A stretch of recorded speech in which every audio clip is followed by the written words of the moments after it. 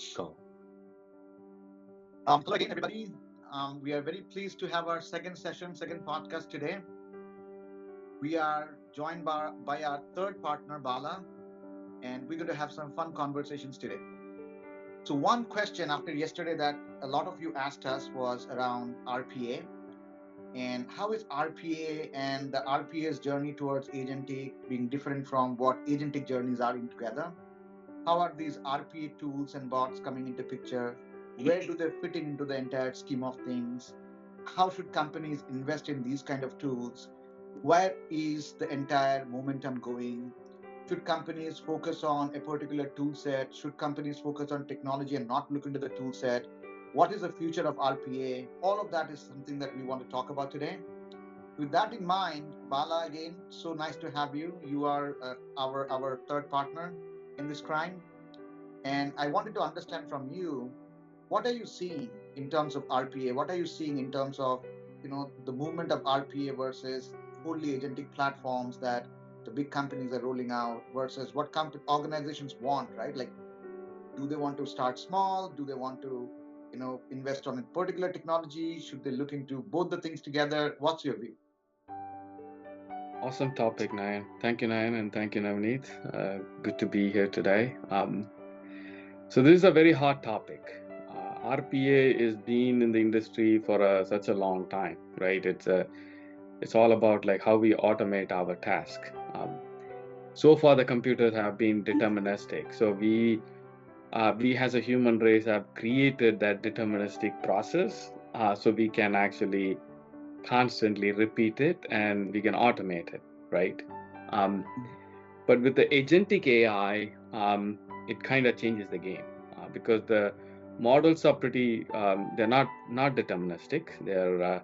They they don't repeat the same thing, but they're very good at understanding what needs to be done and then strategize and take action on it. And that's the world that I see a lot. And in 2026, you're going to see a crazy number of agentic AI type tools that are going to come.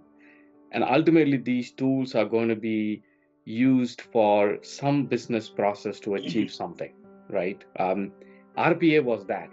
Eventually, like if you take invoice processing, or if you're going to go update an order in SAP, or if you wanted to create a record in Salesforce to as a follow-up call, anything that you're doing a business processes, right?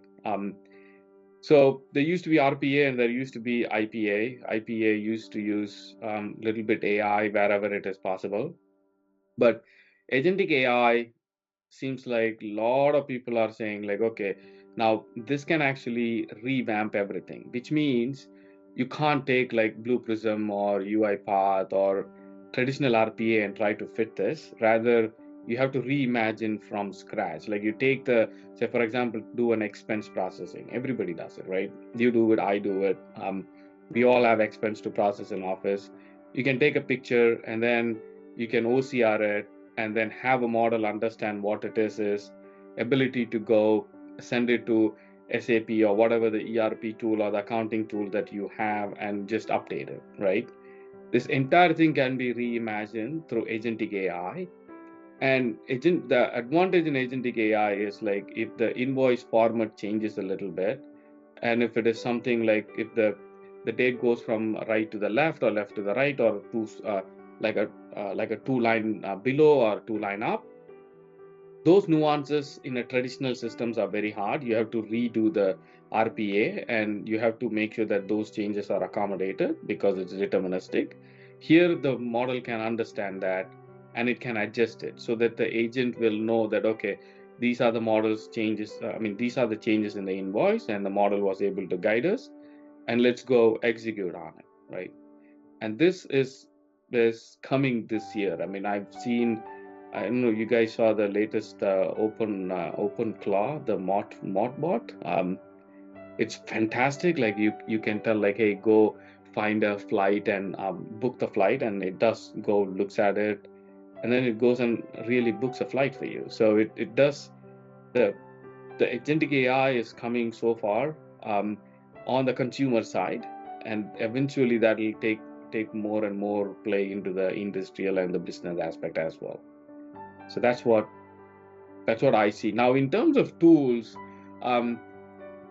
it's not easy to say, okay, we have this X tool, go get it and do it.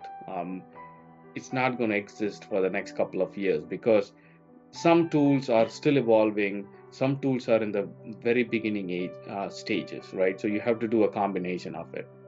I've seen some vendors only selling certain process. Like some vendors will come and say like, oh, you can just buy this for HR onboarding, right? A new employee comes in, very constant fixed flow, but with some changes to it, you adjust to the company and you can just go and do it.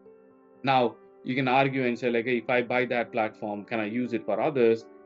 Yes, you can, but then that becomes your build again in that platform, right? So, and then you have to worry about, I don't think vendor lock-in should be a concept, to be honest. You should be able to use whichever tool is the best. It doesn't matter which vendor it is. But these tools will always be you buy and you have to customize something. I've never seen a single organization telling me that, oh, we bought this tool and that's it. We configured it and it's all very good to go, right? It never happens. There's also an aspect of like, we were talking about this a couple of days ago with another customer. The debate was like, oh, development is so hard. It'll take so time. So customization, is that a good thing in this world? If you look at it, because of the tech debt, if humans are doing, there is always a tech debt. Because if I'm going sitting and doing for a company X and then I leave, then I take the knowledge with me, right? That always is a problem. But if you can have models build it and the models are able to create code super fast, is that even a question that we have to worry about? Because if I want a CRM, I can hand it over to GitHub Copilot or Cloud Code and ask them to, or Cursor or all these tools and say like, okay, create me a CRM in XYZ. 2 days later, it is ready for me. And if something breaks, I can ask the model to fix it. So I don't need kind of the expertise. To say like, okay, no, we need X number of people and hire them, skill them, and then maintain them. All those fear goes away. So it makes it easier also.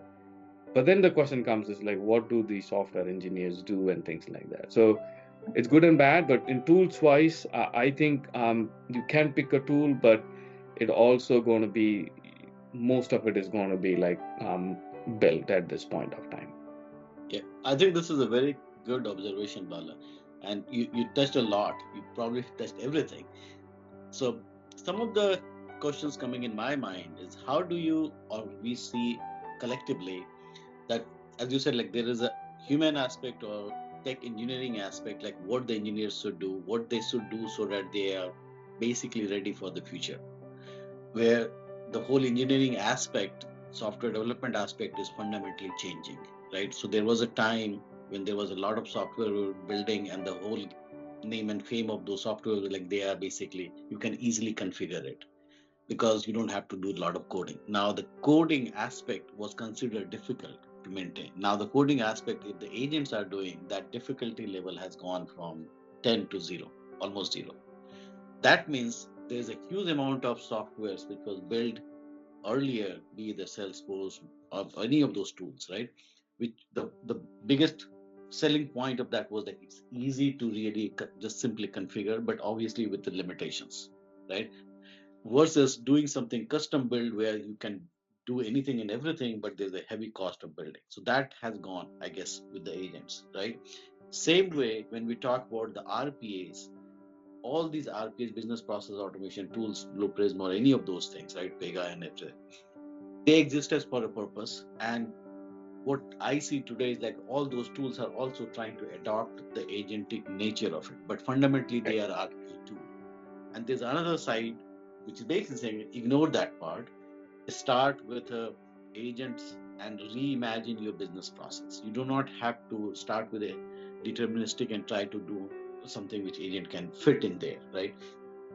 There's a lot of marketing also. There's a lot of confusion in the people's mind when you talk about the top leadership organizations as well as the engineers.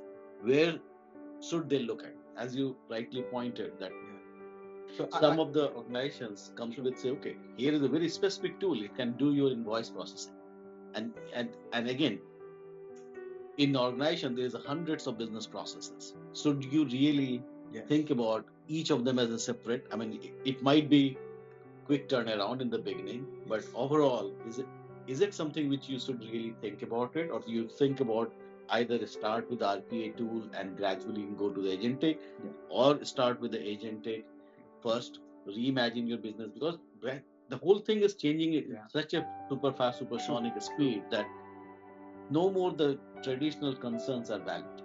I mean, I think there are multiple ways of skinning the cat. I can give you a point of view, and Bala, I'd like to know your point of view too. I think, again, if I'm an organization, for me, the end goal is not whether, and again, I'm trying to answer this question from, let's say, two dimensions, right? First dimension is inside out, right? I'm an organization. My intention is not to be agentic organization or RPA organization. My intention is, how can I make the decisions faster? How can I solve the business processes faster, right?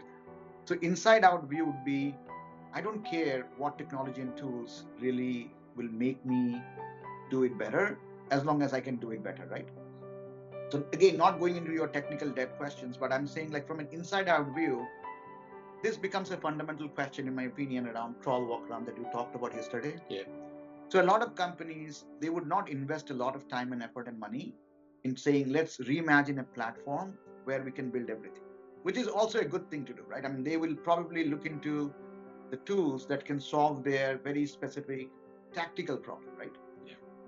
And it is not a bad thing, right? And again, what these tools that you talked about, the UiPath and Power Automate and Blue Prism, they are doing is, they're also blurring the line, right? I mean, now you cannot say whether UiPath or Blue Prism is an out and out RPA tool or they are an agentic tool, because they are marketing themselves as an agentic tool. Yes, now, right? And in fact, there are tools which is coming from ground up, picking the agents as a core, like Solar and all those ones, right? And basically trying to market them that, okay, we are giving you a platform where you can reimagine your business ground up, rather than going and doing the development with maybe like a LangChain, LangGraph, those kind of thing.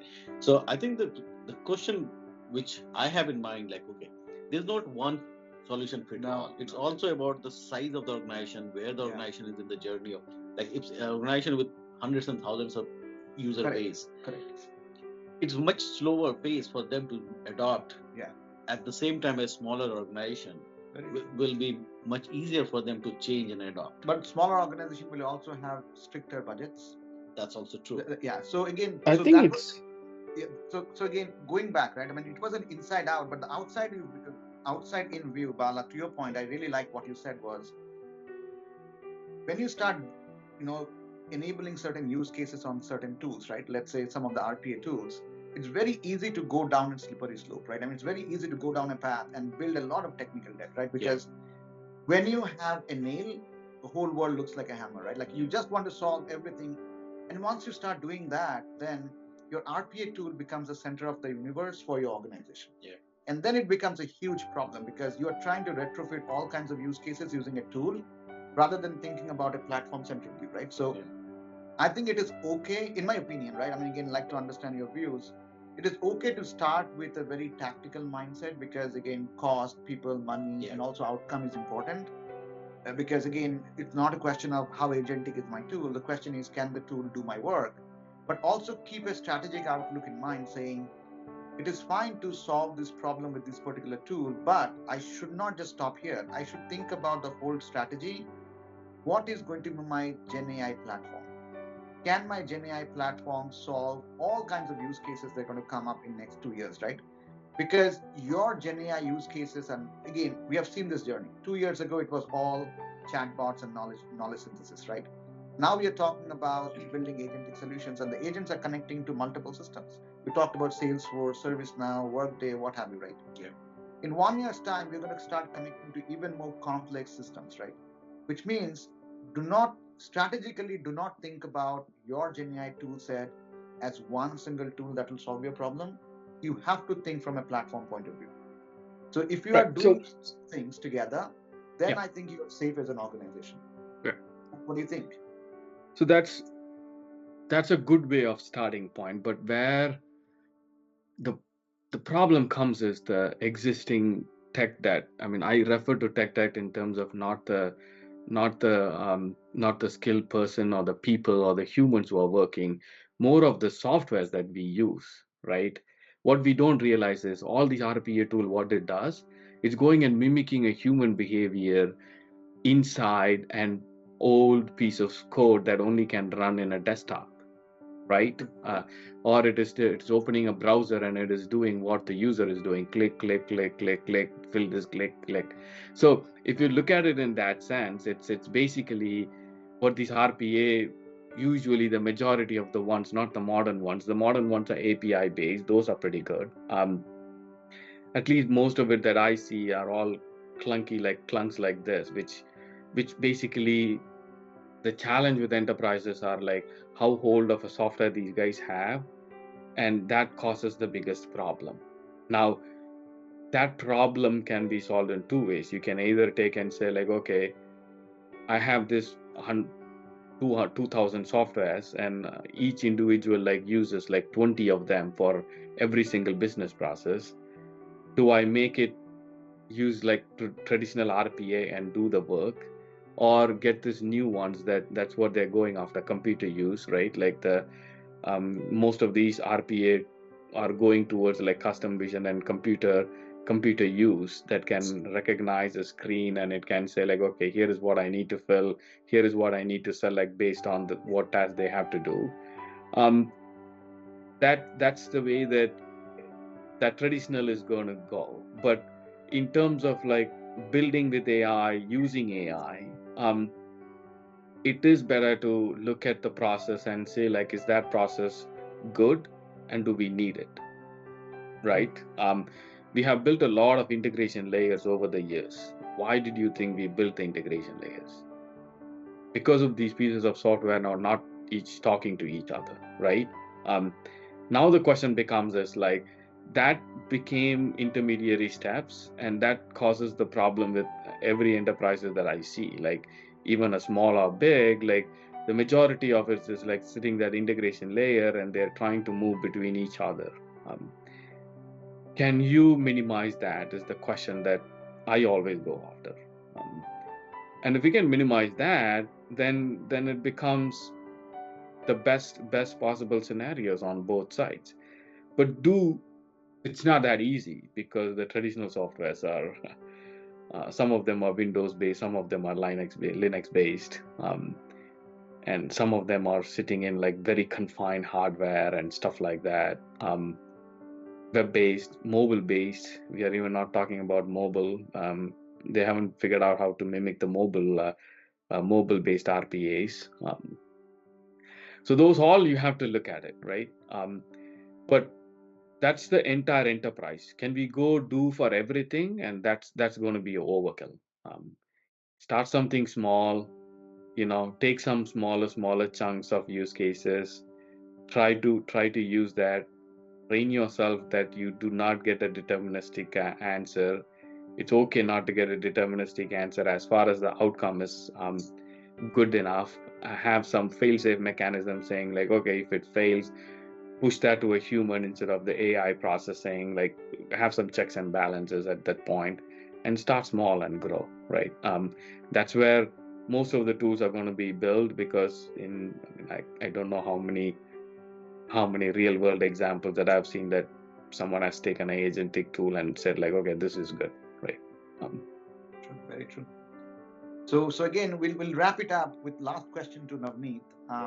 So again, how will organizations need to think about their strategy? Like with RPAs, which is low-hanging fruit, right? I mean, easy to buy a tool and build certain solution, versus the platform like you're talking about, right? Like custom platform where there's endless possibilities. You can probably build everything. You might not need everything for this use case number one, but you might need it for future use cases, right? So how should organizations think about adoption and growth and expansion? Yeah, no, that's the fundamental question, right? So there's not a single answer for any of these things. The reality is it depends on multiple factors. One is like how big the organization is, what the maturity level of that organization is, how difficult to introduce a change in that organization is. So technology is only one aspect. There's a human side of it. And the way things are evolving, as we were discussing yesterday also, the best success we have seen it when the business is in the driver's seat along with the technology people. And that can only happen when they can see this early success. So as Bala was saying, like start small, have like it's okay to have not 100%, right? Because it's a not a deterministic process. The software has to be think differently. That it has to be think like okay, human being with infinite capacity and capabilities, but at the same time also the limitation of human being is like it can also make mistakes. It is not going to be 100% accurate and consistent all the time. So what the fail-safe mechanism we put there? Where should we have the human in the loop, right? Now, all of those things is good theoretical discussion, but when it comes on the practical grounds, I think it depends. Like if the organization already have the RPA tools, because the tools are also maturing and evolving. Very true. So those traditional tools, if they are going agentic, I think that's probably the first step for them. If organization is looking new RPA tools, probably they should wait and or pick a tool which is ground up from the agents in like agentic nature as a fundamental core concept. If organization is at the stage where they can actually afford to go on a platform, like where they build the platform where they basically have a vision, they have early success with these tools, or even the tools like Bala was suggesting, like there are some of the organizations came up and where they're solving one problem at a time. The problem with that one is like it might give you early success, but it's very difficult. It will create more technical debt. So it could be a stepping stone so that it creates the excitement in the business, understand that, okay, what is the possibility? And if that's the stage someone is, it makes sense to do that. But I think if the organization is looking a future, because these things are changing at the pace and the speed, which what we are talking today, within the 6 months or 1 year, that will feel like, okay, we are like a legacy. Very true. So that's the reason I think one thing any organization or any engineering side should fully adopt that whatever we are doing today needs to change tomorrow, and that tomorrow is not 10 years down the line. So if we keep that in mind, that okay, we need to change it. So whatever we are doing is we are ready to change it, and that change will not be as costly as it used to be. And that's one of the reasons we were talking yesterday, that it might be difficult for the big organization to basically compete with each other only.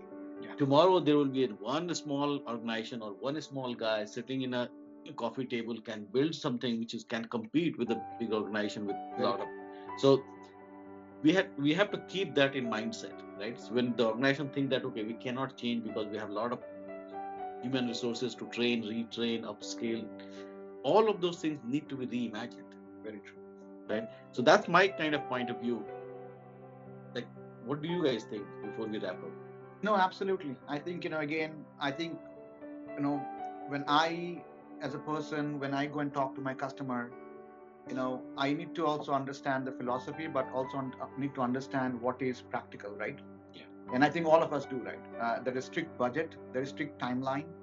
When you go and start implementing solution, there is a lot of focus on accuracy. Again, we understand the non-determinism, the probabilistic nature of these models and solutions. But again, when it comes to business adoption, they want certain amount of accuracy and confidence, right? So which means a lot of time, like you said, it is possible to start slow. Start with some of the tools that you have, because these tools are blurring the lines, right? So if you already have invested in a tool, or if you think that a particular tool is going to help you immediately, it's fine to start with that, but never lose the bigger vision, because a tool is not an answer, right? A tool is a mechanism to solve a use case. The answer is, what is your adoption strategy? And your adoption strategy has to be based on a solid fundamental platform, right? So think platform, do not think tools. That's my point of view. Bala, parting thoughts? Yes, both of you are spot on. I mean, there is change management is the biggest thing, and the culture, right? We have to change, and the pace of change is super fast. And depending on the persona of who who that is, the change could be different way. Like if it is a non software engineering type user, they could be very interested in tools. If it is a software engineer or a coder type user, then you give a platform and it's easy for them to build it because they have the fundamental knowledge behind it, right? So you have to look at it in different ways and see how to change the culture of, like, instead of doing deterministic code, change it to a non-deterministic code. And Navneet, you said right, like the humans make mistakes too, right? I mean, but I think going for perfection is the biggest problem that I've seen. This is not just for the software industry. I've seen it in the other industries as well. People go for perfection too much, and then they can't change. They are stuck with it. No, well said. Well said. Yeah. So, by the way, this topic actually, Bala, it came from yesterday. We had our first session, first podcast. A lot of people reached out to us. They talked about, hey, can we do another session around RPA? So we brought up this topic today. So again, to all our viewers, keep on sending us messages. Keep on sending us what kind of topics you want us to talk about. In this panel, again, we have a lot of industry experience. So we can bring you what we are seeing in the ground. But more importantly, all three of us promised that we're also going to bring in guest speakers from very affiliated parts of industries, and we can hear it from them as well, right? So yeah, I mean, again, thank you so much for all the viewers for listening to us, and hopefully this is good education, right? Yep. Thank you all. Have a great one.